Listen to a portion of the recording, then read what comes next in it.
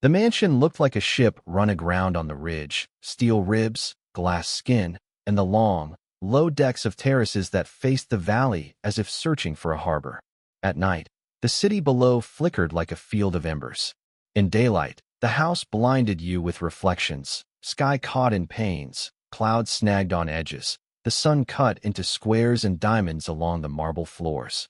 People said a man could disappear inside such a place. People said the silence here was expensive.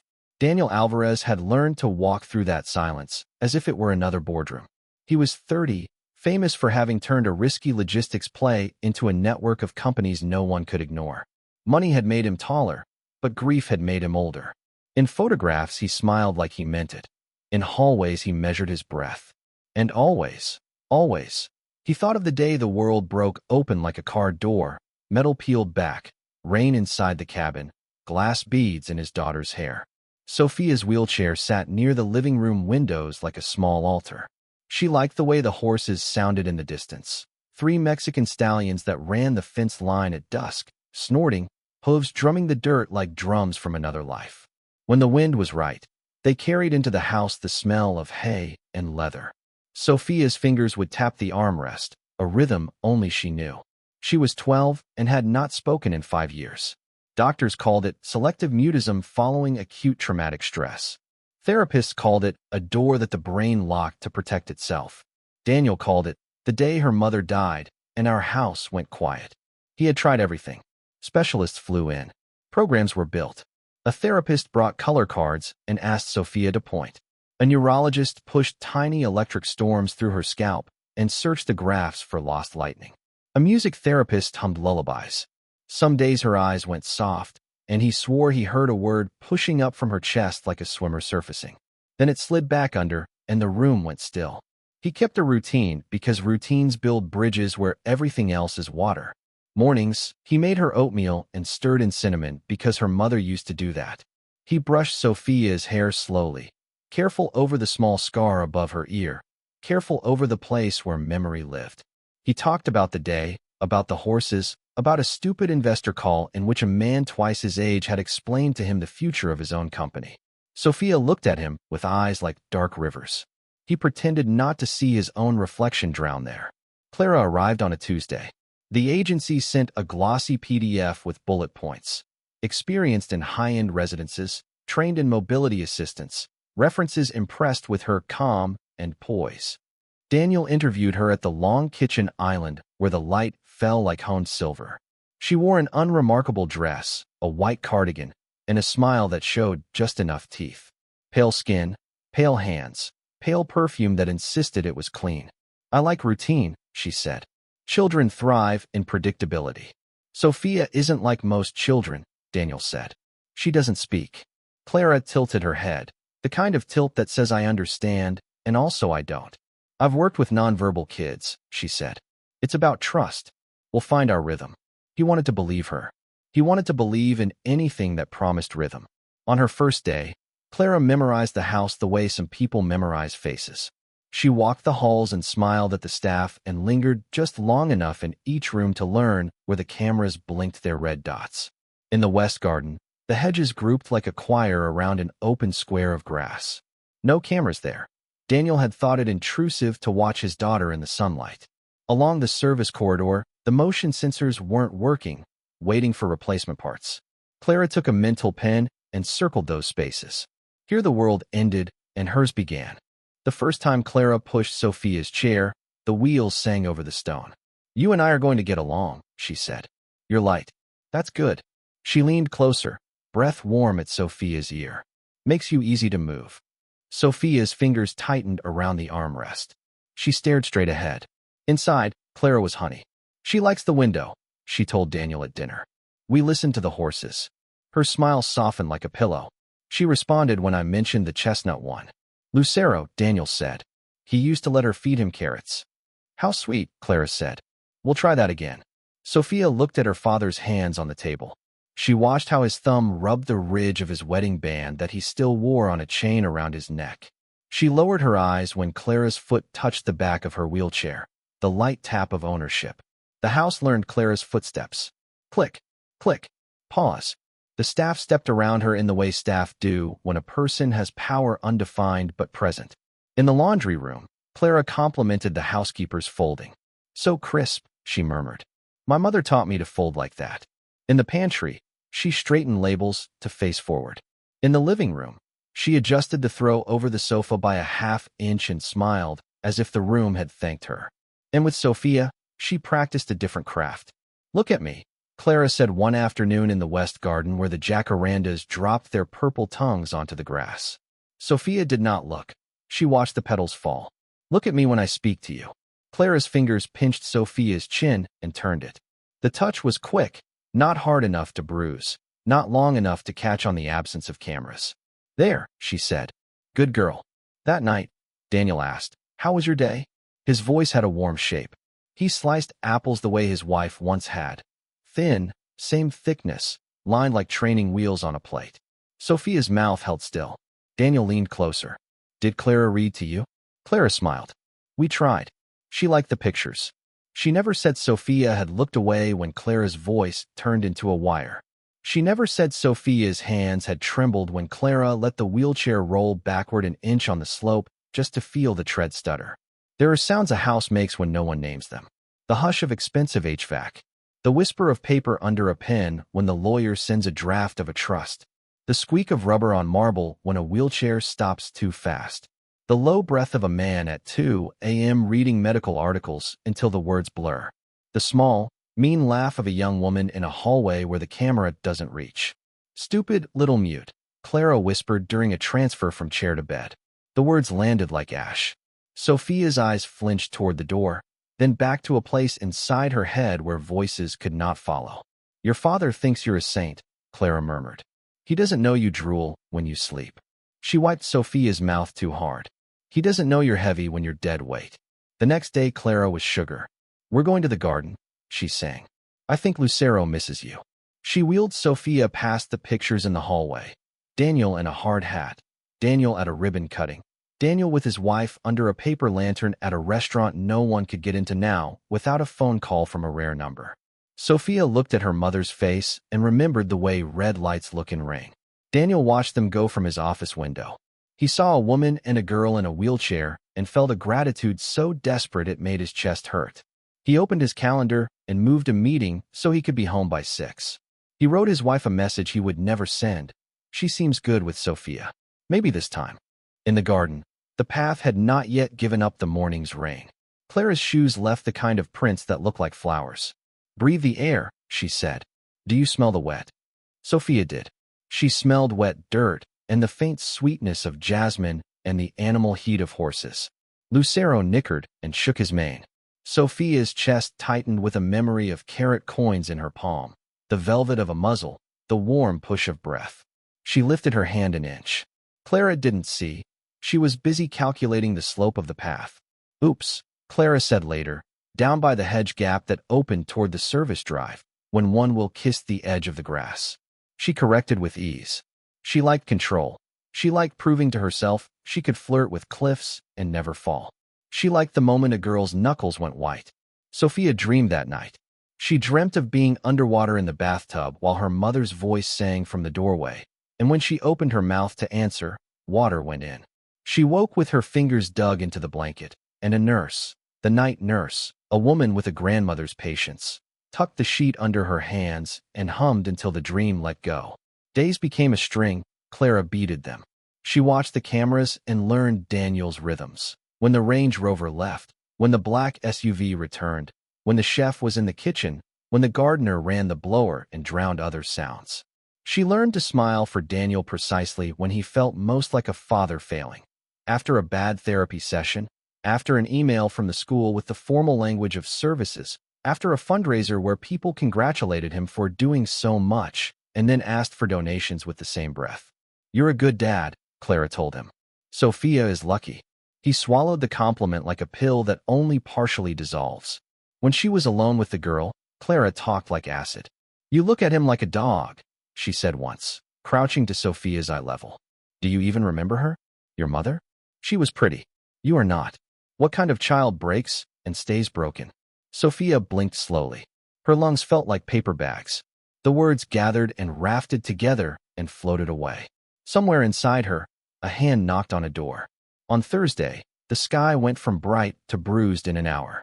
The foreman texted Daniel. Storm rolling in off the Pacific. Heads up. The house changed gears when the weather did. Staff checked windows. The stable hands made sure the horses were sheltered. Sophia's wheelchair changed sound. The tires in the corridors seemed to hum. Let's go before the rain, Clara said. The west garden smelled like electricity. The jacaranda blossoms had fallen, making islands of violet in the green. At the far end, the lawn dipped. Clara knew. She had walked it after the last storm to feel where it softened. She brought Sophia there like a woman brings a witness to a secret. Fresh air is good for you, Clara said. You know what's not good for you? Being a burden. She said it lightly, like a woman talking about gluten. You know what your father needs? A child who can try. She pushed the chair harder than she needed to, then laughed. Whoops! The front wheel slid into the slick. Time slowed the way it had in the car 5 years ago. Rain makes old scenes replay themselves. Sophia felt the tilt in her bones. Her hands flew out as if to hold the earth still. The chair skidded. Clara let it. The castor wheel dug into mud. Sophia pitched forward, her weight no match for the angle. The world turned brown and cold and immediate. Into the water. Mud took its fast grip. Thick, swallowing. Sophia tried to pull her knees up, but they were not the kind of knees that obeyed. Her palms pushed at nothing. Dirty water licked her mouth. Her hair pasted to her cheeks. The sky was a gray ceiling with no break. Clara did not gasp. She crouched, watching, as if assessing whether the stain would come out of a dress. Look at you, she said. Filthy. She hauled Sophia back into the chair, not roughly, not gently, practically, like a chore. The chair's seat squelched. Clara's mouth twisted with annoyance. You are not going inside like that, she said. I just had the floors done. Do you know how expensive marble is? She walked to the spigot by the hedge, turned the handle. The hose coughed, then gushed cold. She fitted the spray head and aimed it. The water hit Sophia like winter. It shocked her chest closed, then forced it open. The second blast slapped her face. She tried to turn, but the belt held her waist. She lifted a hand, but her arm was a thin fence for a flood. The world went to needle points of sensation, cold, grit in teeth, the whine of the hose, the smell of wet stone, the animal sound her heart made beating at the bars of her ribs. Something in her woke up angry. Not the part that used to sing to horses. Not the part that colored with her mother at the kitchen table. A deeper part, older than memory, the part that makes a body say no even when the mouth won't. It rose through her like heat through pipes. A sound tore out of her. It was ugly and beautiful. It was a scrape and a note and a rip in a curtain. It was a child with 5 years of words piled behind her teeth, trying to come through at once. It was a scream. Clara froze, the hose still arcing water, eyes widening. Then she smiled, a bright, brittle thing. Well, she said, there you are. She lifted the hose again, gentler now, as if orchestrating a miracle. See? Therapy. She laughed, delighted with her own joke. Your father will thank me. She hadn't noticed the black SUV turning into the lower drive, the way tires hiss on wet gravel when a car comes home too early because a father has learned to trust his gut more than he trusts his calendar. Daniel killed the engine before it stopped and ran. Past the stables where Lucero tossed his head, past the citrus trees shaking rain off their leaves, past the stone bench where he had kissed his wife the first week they moved in. He did not feel his knees or his lungs. He heard a sound he had begged God for. He heard his daughter. He rounded the hedge and saw Sophia in the chair, hair plastered, eyes huge and bright with terror, Clara with the hose, water pinwheeling light. Mud splashed up Sophia's arms like bruises that had decided to be honest. Sophia. His voice cracked into the open like lightning. He was moving before the word finished. He grabbed the hose, twisted the nozzle off, flung it away. He was on his knees in the mud, hands on his daughter's face. Mihija. I'm here. I'm here. He felt her shaking like something that had been held under. He pulled the strap free and folded into her as much as the chair would let him. You're okay. You're okay. Clara's mouth opened into a perfect O of concern. She lifted her hands as if to show they contained no weapons. Senor Alvarez, wait. Please, listen, she screamed. She made a sound. I was helping her. She fell, and I didn't want to track mud into the house, so I I had to clean her. She screamed. You heard it, right? This is good. This is progress. Daniel's eyes moved to her face as if he had to remember what faces were for. Anger made his vision narrow to a point. Then, like a man stepping away from the edge, he pulled breath into his body and stood with Sophia in his arms, mud and water streaming. He carried her, chair and all, because you carry what you love even when it is heavy, even when your knees are made of questions. He walked past Clara without touching her. Kitchen, he said, voice flat. Now. Inside, the chef had left a pot on low. The room smelled faintly of rosemary and chicken. Daniel set Sophia near the island and found a towel that had been folded to impress people at parties. He ruined it, gladly wiping mud from his child's hair. The housekeeper brought more. The night nurse appeared, eyes going sharp and calm the way some women's eyes do when they've held too many emergencies with both hands. She took Sophia's pulse, wrapped a blanket around her shoulders, said, warm water, slow. Clara hovered in the doorway like an actress waiting for her cue. She screamed. She repeated, wonder tinting the word. You heard it. Daniel turned. He was not a man in a boardroom now.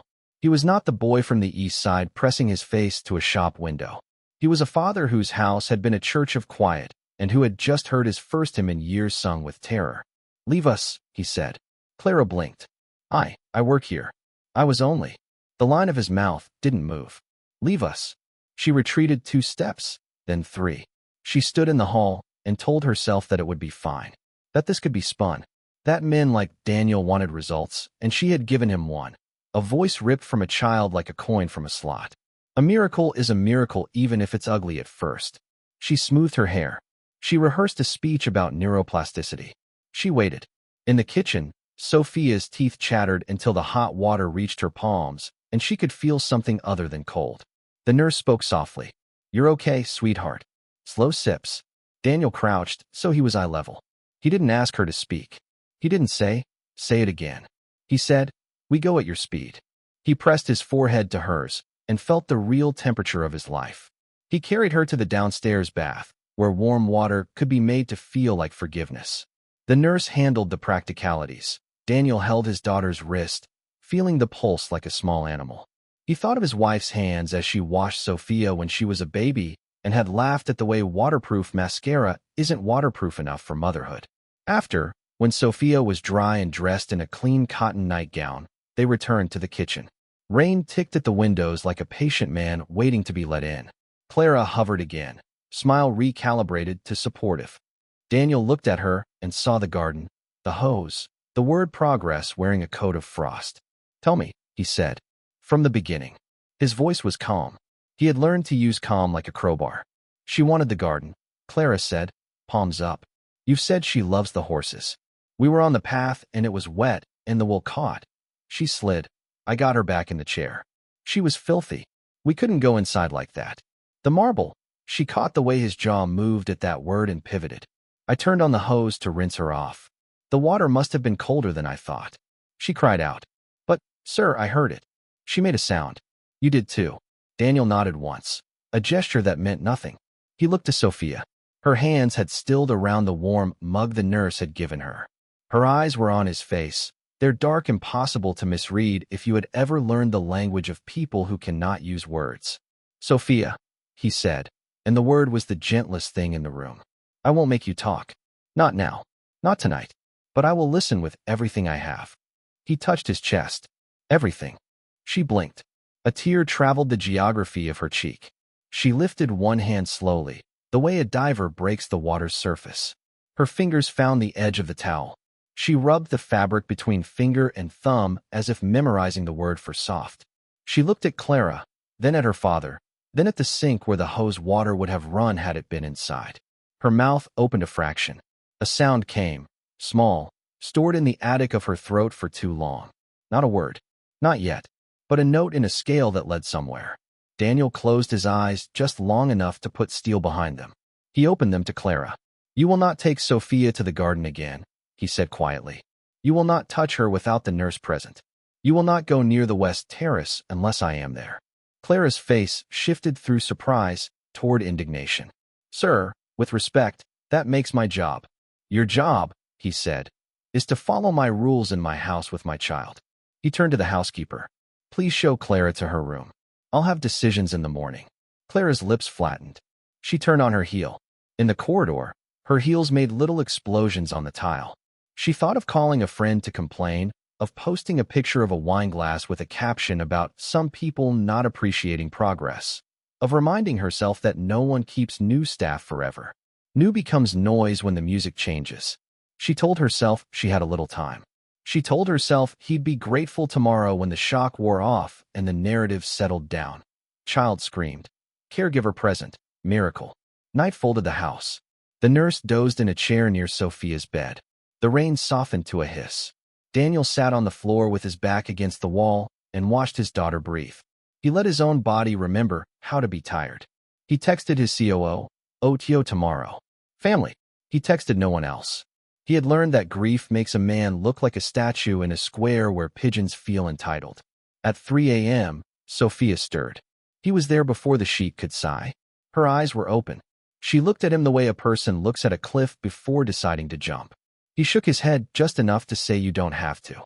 She reached with her hand, found his shirt sleeve, and tugged. He leaned closer. Her lips moved. A sound came. It was shaped like a word. Duh. It broke. It hurt. But it was a path. His breath left him like a man who has made it to shore. "I'm here," he said again, "because what else is there to say to a person who is walking out of a deep tunnel except I am at the mouth with a lamp?" In the morning, the house smelled like coffee and possibility. Daniel did not go to the office. He called the agency. He called his lawyer. He called the security company to audit blind spots. He called a therapist who specialized in trauma-informed interviewing for children with restricted speech. He called his stable manager and asked that Lucero be brought near the terrace at noon. Clara came to the kitchen at 9 with her face arranged in soft apology. "I didn't sleep," she said. "I was worried about her." Daniel poured coffee into a mug and slid it toward her, not as kindness, but as stage direction. "Sit," he said. He did not sit. "We'll have a conversation this afternoon." "Of course," she said. She lifted the mug with both hands like a prop she wanted to look natural with. She smiled at the nurse. The nurse did not smile back. At noon, Lucero's shadow came to the glass. Sophia's chair rolled forward. The horse blew air through his nostrils like a train deciding to be gentle. Daniel placed a carrot in Sophia's palm and wrapped his hands around hers to steady the offering. Lucero's lips were soft as the word she had almost said. Sophia laughed. No sound. A laugh made of shoulders and eyes. Her mouth opened afterward. Something wanted to follow. Behind them, in the hallway, Clara watched. She kept her face open, but something tight moved under it, a gear that needed oil. She told herself a story in which she was the reason this was happening. She rehearsed it with words like catalyst and breakthrough. She needed this job, needed the line on a resume, needed the salary the agency had negotiated for her after she'd told them her mother was ill, a lie, and her student debt was crushing, true. She needed to be the person who fixed things in the house of a man who could make a career with a phone call. In the afternoon, the therapist came, middle-aged, plain clothes, voice like wood warmed by sun. She didn't ask Sophia to speak.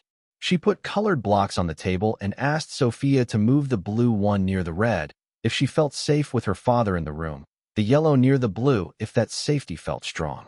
Sophia moved the blocks slowly. She placed the yellow so close to the blue that they touched.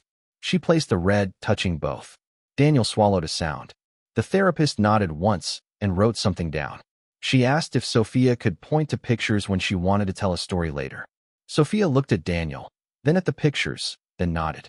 It was small. It was everything. When the therapist left, Daniel found Clara in the service hall. "Later," he said. "We'll talk." "Of course," she said again, and thought of a story about being raised by a single mother who worked 2 jobs, also a lie, and how that had taught her to value family. She valued proximity to money. She thought of the way men softened when women said mother. She thought of practicing tears in the mirror once, because some jobs called for that. In the evening, a break in the clouds let a slab of gold light cut across the kitchen table. Sophia pointed suddenly toward the patio. Daniel followed her finger. Lucero stood facing the house, ears forward, as if listening to the room. "Do you want?" he started, and then stopped because questions can feel like demands. He simply pushed the chair toward the open door. They stayed on the covered part of the terrace. The flagstones still held the story of rain. Daniel stood behind Sophia, hands on the chair's handles, not to control, but to be held. Lucero stepped closer until Daniel could have touched his forehead if he wanted to. Sophia's hand lifted, hovering in the middle distance. Daniel felt her breath hitch. He said nothing. He let the air steady her. She turned her head slightly. Her mouth opened. A sound came. One syllable, a fragment, softer than the scream had been, shaped like a stone in a river that makes all the water change around it. Pa. He didn't move. He didn't cry. He breathed in, breathed out, made the world a place where that sound could land without shattering. Yes, he said, answering a question no one had asked. Yes. Behind them, unseen, Clara's jaw clenched. Night came kinder than the last one. The nurse set out Sophia's medications and labeled the new ones the therapist had suggested for anxiety spikes. Daniel wrote in a notebook he had been afraid to use. She said something. Twice. He paused. I did not die of happiness. I am alive. This is good. He closed the notebook when he heard heels. Clara. He stood. We should talk now, she said. Her voice had that thinness that comes when charm begins to run out. We will, he said. After I put Sophia to bed. I could help. No.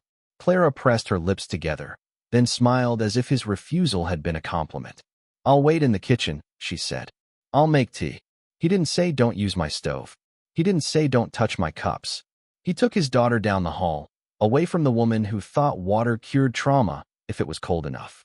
In Sophia's room, the night nurse adjusted the pillows. Sophia touched Daniel's sleeve again. He leaned down and she whispered, a breath more than a word, but a direction. Stay. I will, he said. I will. In the kitchen, Clara set 2 mugs on the island and stood in the pose of someone making an offering. She practiced the way she would tilt her head. She made her eyes wet. She heard his steps. She opened her mouth. Daniel stepped into the doorway. He didn't sit. He didn't touch the tea. Tomorrow morning, he said, there will be an investigator here from the agency. There will be a woman from Child Services who specializes in nonverbal reporting, though you should know my daughter is not going to be nonverbal for long. There will be my lawyer. You will answer questions. You will not be alone with my child again. Clara's prepared tears stalled. Are you accusing me of something? She asked, incredulous threaded into sweet. I am protecting my daughter, he said. From what? He looked at her for a long moment. From cold water, he said. From the kind of woman who thinks progress looks like pain. From someone who smiles for cameras and chooses gardens without them. Clara's face changed, finally, completely. Something mean peeked out, tired of being held in. You don't know everything that happens in this house, she said quietly. You think money is a wall. It's a mirror. Then consider this your reflection, he said. Good night. He left her there with 2 mugs cooling. The house clicked into its night hum. In his daughter's room, the lamp threw a warm circle on the wall. He sat in a chair that had held 1,000 hours of waiting and checked a text from his lawyer. 8 a.m. He replied, thank you. He turned his phone face down and watched his daughter breathe until his own breath matched hers. Outside, the horses shifted in their stalls. Rain began again, polite as a man tapping at a door. Somewhere in the dark, a door inside a child creaked on its hinges. Morning came as a pale rectangle on the floor, a slice of light that climbed the wall as if it had a destination. The storm had rinsed the world clean, but inside the house every surface still felt touched by last night. The hose hissing, the shock in Sophia's eyes, the sound that had burst out of her like a flare. Daniel Alvarez had not slept. He sat in the chair beside his daughter's bed, shoes off, tie abandoned on the nightstand, and watched her breathe through the thin, almost inaudible whistles that came when she dreamed. He thought of the day of the crash, rain louder than reason, metal pulled like taffy, his wife's hand leaving his, the red wash of a taillight stuttering across broken glass. He had learned to carry memory like a hot plate, with towels, quickly, without looking down. Last night had stripped the towels from his hands. The scream had put him back in the car and also dragged him out of it, barefoot in the mud, a man holding the one person he could not fail. At 6:12 a.m., Sophia's eyelashes fluttered. Her mouth moved in a way it hadn't in years, cautious and brave. He leaned forward. He did not breathe. Her lips shaped a syllable. Pa. The word broke, but he caught it, held it like a small bird.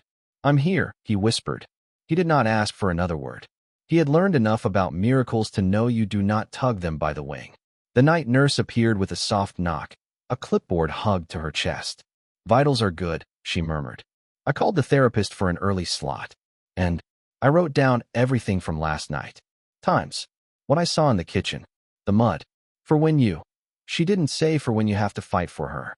Mothers learn to say things without saying them. Some nurses do too. Daniel nodded. "Thank you." He meant it the way a drowning man thanks the person who throws a rope even if he hasn't reached it yet. He checked his phone. Responses stacked like bricks. The agency. "We're sending an investigator at 10. His lawyer, Reed, coming at 9. Don't speak to her alone. A trauma social worker, Moreno. 8:45. We'll use a child-centered protocol. No pressure on speech. Security. Audit team can assess blind spots this afternoon." His COO.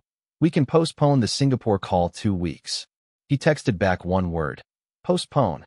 Down the hall, the housekeeper brewed coffee that smelled like dark chocolate and rain. The cook arrived early and started caldo de pollo because some days a house needs soup as much as people do. The gardener walked the west garden and noted the gouge where a small wheel had slid and the scuffed patch where a man had dropped to his knees.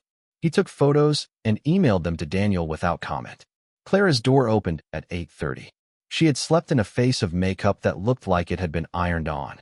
She wore a powder blue blouse, a cardigan the color of clouds you think won't rain, and a chain with a tiny cross that had been purchased last year along with 3 others for a job that required values. She walked past staff like a woman gliding through a waiting room, nodding at those who would not meet her eyes. She practiced lines in her head as she poured water into a glass at the island. "I panicked. It was an accident. I didn't want the mud to cause a rash. I prayed last night for Sophia." Her voice in practice was tremulous, pretty. She had learned that some men preferred their tragedies elegant.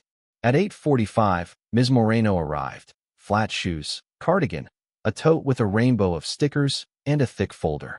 She greeted Sophia at eye level and said nothing about speaking. She asked permission to sit. She waited for a nod. She placed a small felt heart on the table. "If anything feels too much," she said, "touch this." We stop. Sophia's hand landed on the heart once, then left it alone. They began. Moreno used paper and pictures and yes/no cards, not as tests, but as bridges. "Safe?" she asked, touching the word, then touching small photos. Father, nurse, horse, garden, Clara. She let Sophia point. Sophia touched father. Sophia touched nurse. She hovered over horse, then touched it too. When Moreno's finger neared the garden photo, Sophia's eyes changed. She looked down.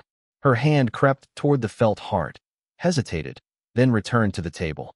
When Moreno touched the photo of Clara, never saying her name, only letting image do the work, Sophia's hand landed on the felt heart hard, like a break. They stopped. Moreno smiled like endings can also be beginnings. "Thank you," she said. "You're the boss." Sophia's shoulders loosened a millimeter. Reed arrived at 9, navy suit, gray temples, the tired kindness of a man who had argued too many emergency motions at odd hours. He shook Daniel's hand like men shake hands when they intend to carry weight together. "We'll take this slow," he said. "It's not a lawsuit sprint. It's a safeguarding marathon. Our priority is her safety and voice. Everything else waits." "Her voice," Daniel echoed, as if the words were a glass he was afraid to drop. At 9:40, Clara tried a new tactic. She approached the housekeeper in the pantry where the stainless shelves made a whisper of everything. "You know me," she murmured. "I'm careful." She fell. "I panicked. He's overreacting. He's young. He's emotional. He's alone. The agency will make a mess of this. They always do. If anyone asks, tell them you've seen me be kind. Tell them you've seen me pray." She placed a hand on the woman's forearm. The housekeeper looked at the pale fingers and said, "I have seen you avoid the cameras," and closed the pantry door behind Clara without waiting for a reply. At 10, the agency investigator arrived. A compact woman with iron gray hair and a polite voice that did not bend. She set a small recorder in the middle of the table and stated the date and time. Reed nodded. Moreno nodded. Daniel stood with his palms on the back of Sophia's chair. Clara sat alone at the far side of the island like a student who believed the geometry of distance could grant innocence. "Describe yesterday," the investigator said. Clara folded her hands. "We went to the garden. It was wet. The chair slid. She toppled. I lifted her back. She was covered in mud, and I didn't want to track it through the house. So you hosed her, Reed said flatly. Clara blinked.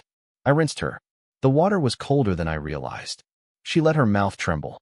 She screamed. Everyone's saying that was bad, but you all, Mr. Alvarez, you heard it. It was her first sound in 5 years. If you ask me, shock helped. Sometimes trauma needs a push. Moreno's eyebrows went up one click. We don't push trauma, she said. We don't ever push trauma. Clara's tone sharpened. And if nothing changes? 5 years, and she's still in that chair, still silent. He spends money like water, and nothing happens. Maybe he doesn't want her fixed. Maybe it's his hero story.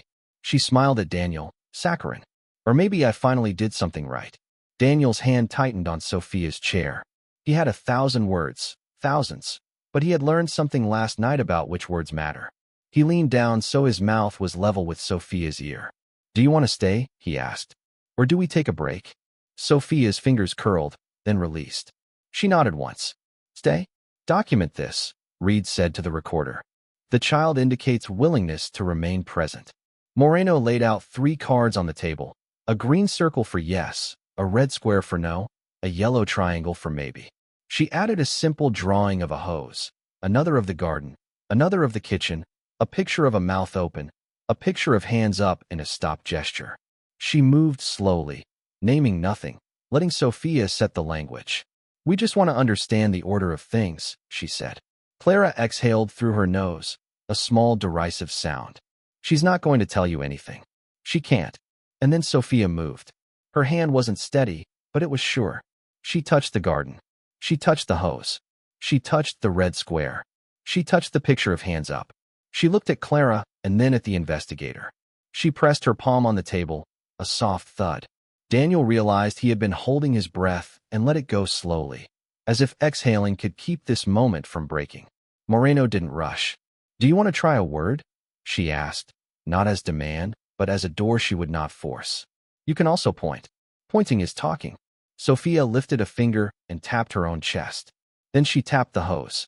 Then she tapped the red square again. Her mouth opened. The sound that came was strained, as if climbing stairs after winter. See cold. Clara went still, like prey that realizes it has been the only animal moving in a field full of hunters. The investigator wrote one word, cold. Reed looked at Daniel. Daniel looked at his daughter like a man looks at the sun after a tunnel. Anything else? Moreno asked.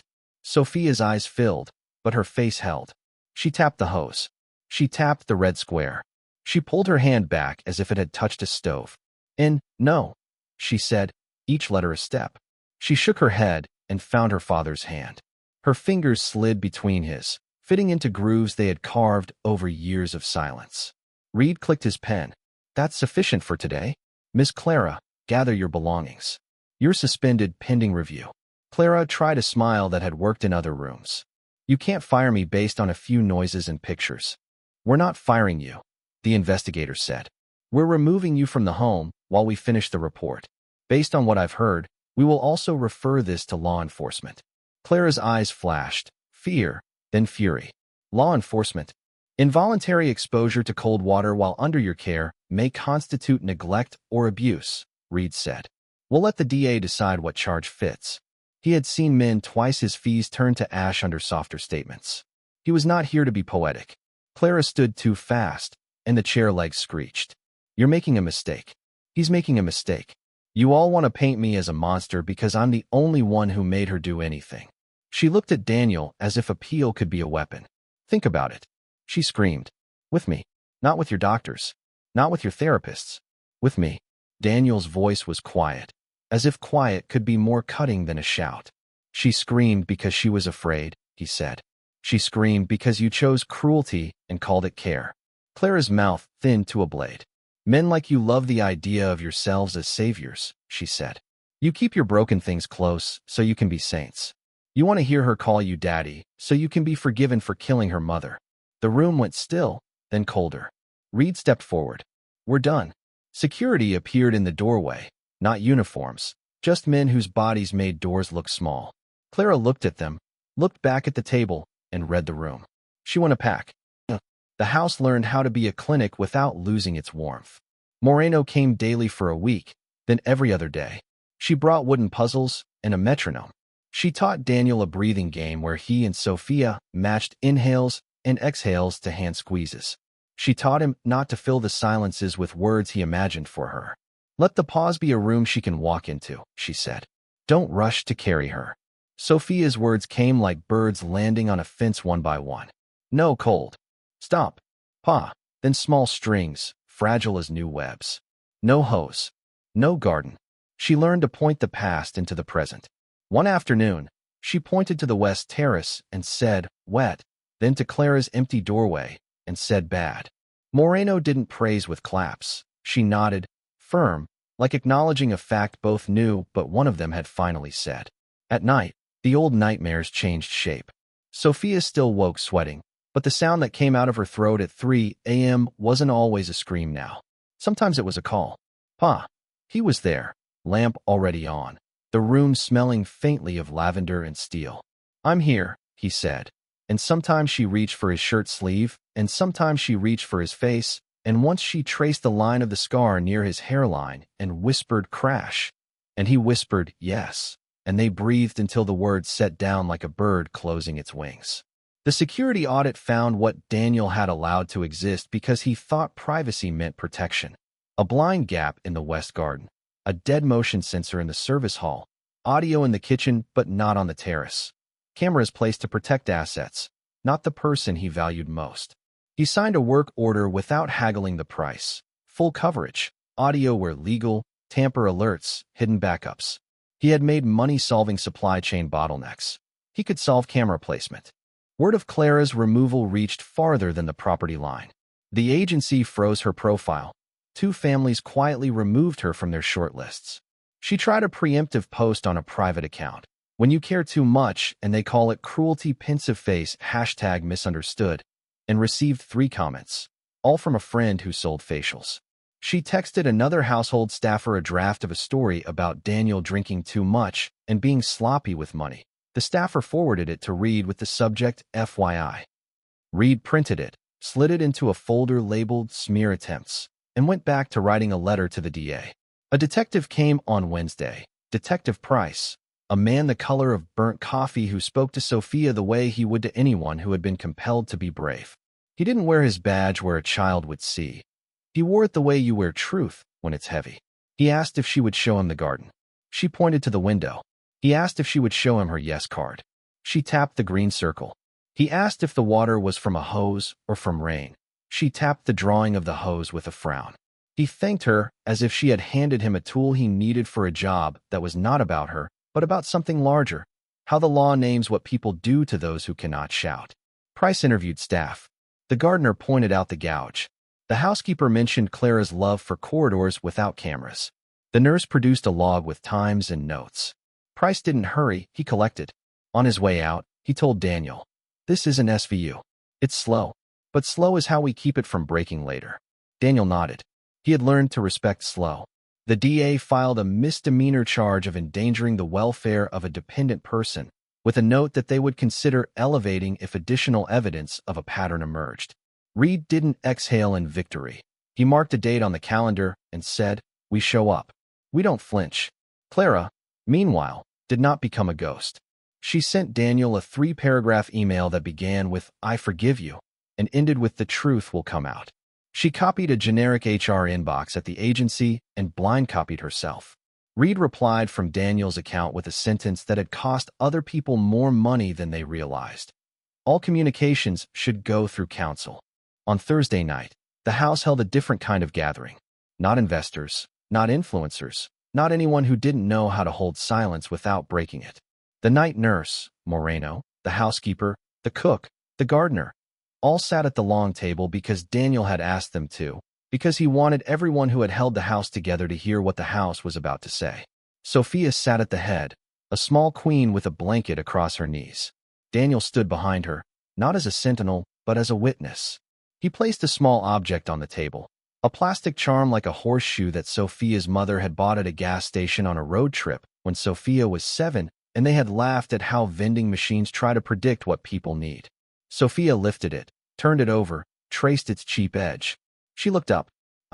She began, and then stopped, and the room refused to breathe until she did again. I was scared.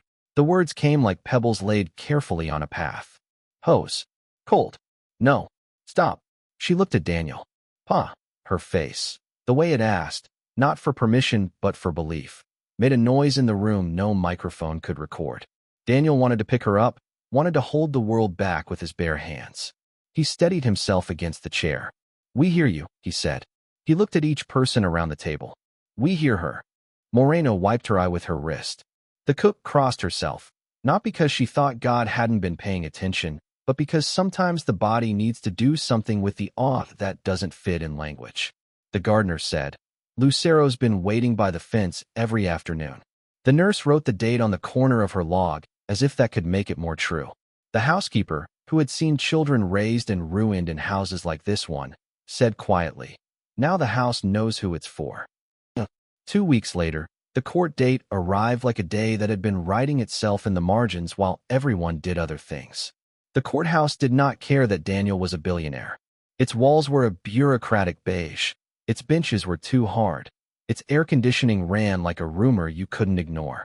Reed adjusted his tie and divided his attention the way good lawyers do, between the judge's eyebrows and his client's breath.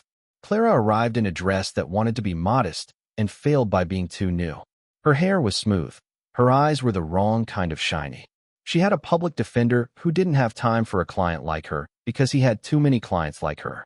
She tried to catch Daniel's eye in the hallway, tried to arrange her mouth into a shape called reconciliation.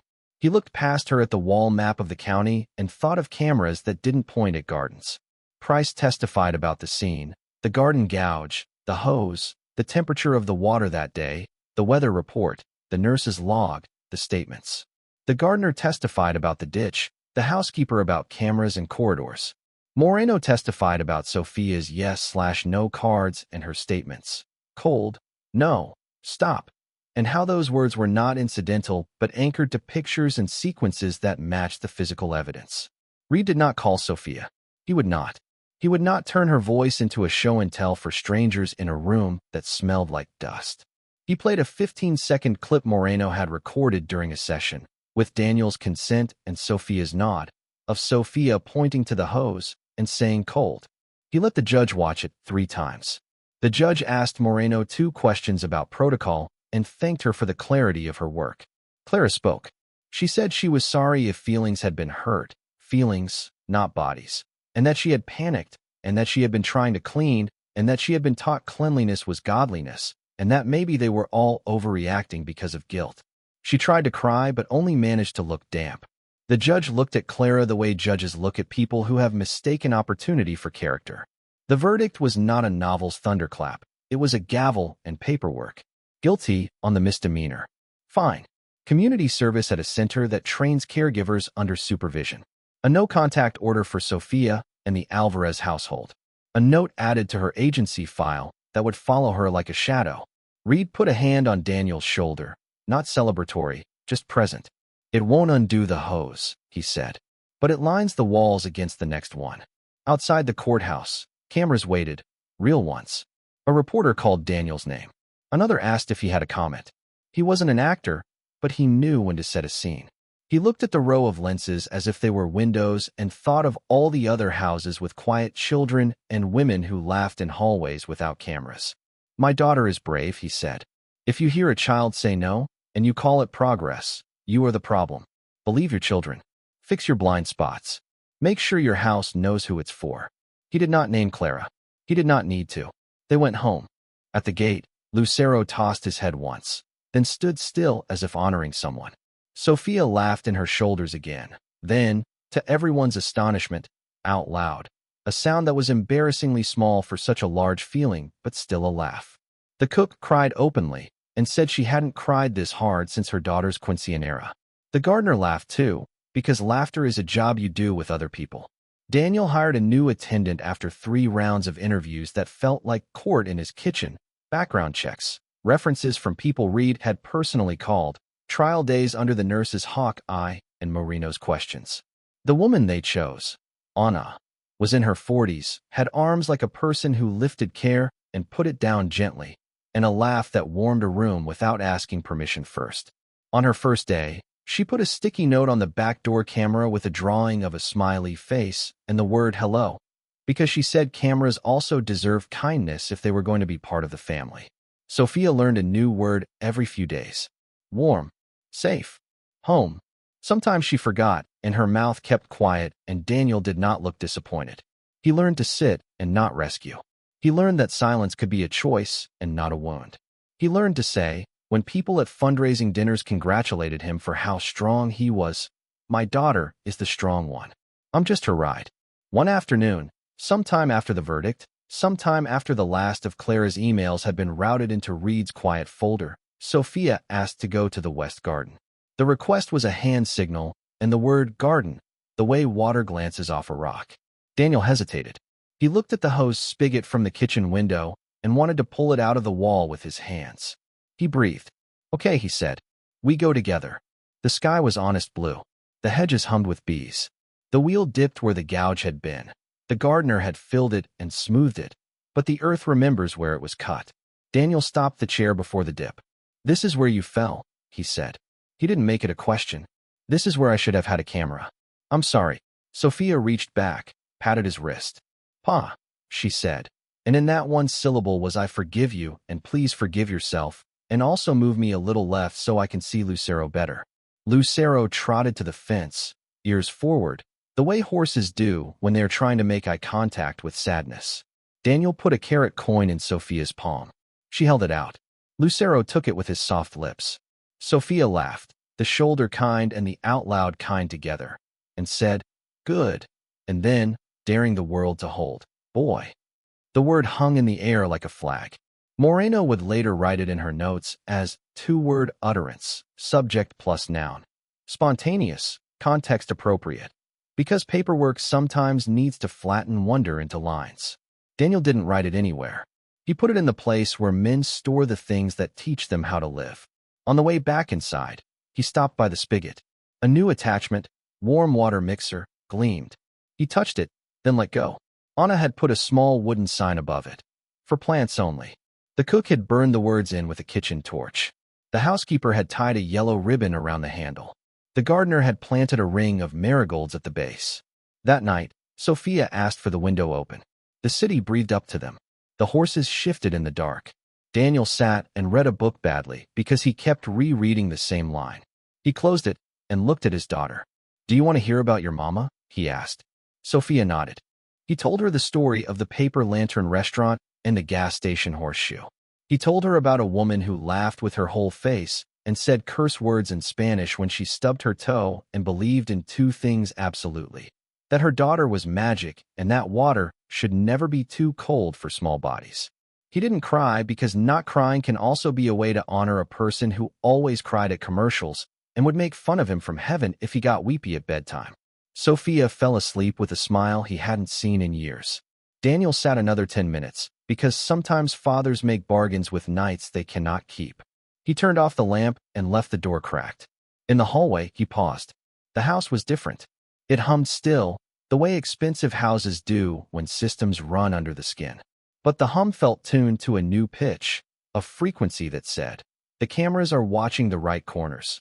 The staff knows who they work for. The father understands the difference between noise and music. The child knows that a no is as holy as a yes." He walked to the kitchen. The hose outside lay coiled like a snake that had been made into a belt. He poured himself a glass of water, warm, and drank it slowly. He wrote his wife one of the messages he still wrote. She said good boy to Lucero today, he typed. "You would have teased me for crying." "I didn't." He paused. Typed. "I almost did." Deleted it. Typed. "We're okay." Sent it to the archive where he stored hope. Weeks turned to months the way pages turn when you stop counting them. Sophia learned to ask for things and to refuse them. She learned to say no with a hand and no with a word and no with a look, and Daniel learned to receive every version like a blessing. She learned to say mama at the picture in the hall without breaking. She learned to say pa at Daniel in any room and watch him come. Clara took a job far away as a receptionist at a clinic that specialized in skincare. She told her co-workers she had once worked for a famous man who was ungrateful. She did her community service on Saturdays. wiping tables at a training center where a woman with a voice like Moreno's corrected her grip on a wipe and said, "Gentle is not weak." Sometimes Clara dreamed about a hose and woke with her mouth tasting like pennies. She didn't call it guilt. She called it indigestion. One evening, after everything and before the next thing life would surely bring, Daniel wheeled Sophia to the terrace as the sky did its best impression of a bruise turning to light. He put on a vinyl record because sometimes the old ways of putting sound in a room make it feel more honest. Nina Simone sang about feeling good. Sophia tapped her fingers on the chair arm in something like time. Daniel took her hand and put it on his shoulder and very slowly moved to the music, the way you move when your partner is seated and you are learning to count breaths as beats. "Happy," Sophia said. He nodded into her hair. Happy. He did not forget the hose. He did not forget the scream. He did not forgive the storm for being a storm. But he let the house be a place where water was for boiling pasta and filling bathtubs and feeding horses and making coffee and not for frightening children into speech. What the water remembered, the way it struck skin, the way it ran into grass, the way it made a father run, would never leave the house. But houses, like people, can learn. They can reroute. They can become what they were built to be only after someone tells the truth inside them. Sophia slept through that night. In the morning, she asked for oatmeal with cinnamon, and Daniel learned again the difference between feeding a body and feeding a life. He tied the horseshoe charm to the curtain pole beside the bed. He took a meeting at noon and told the board to fund the foundation's new program for caregiver training. Warm water, warm hands, warm words. Because a mansion shouldn't be the only place where a child is safe. And every evening when the shadows crossed the lawn, Lucero trotted to the fence and stood, as if waiting for a girl to hold out her palm. She did. He did. And from the house on the ridge, the city lights looked less like embers dying and more like stars learning how to be seen again.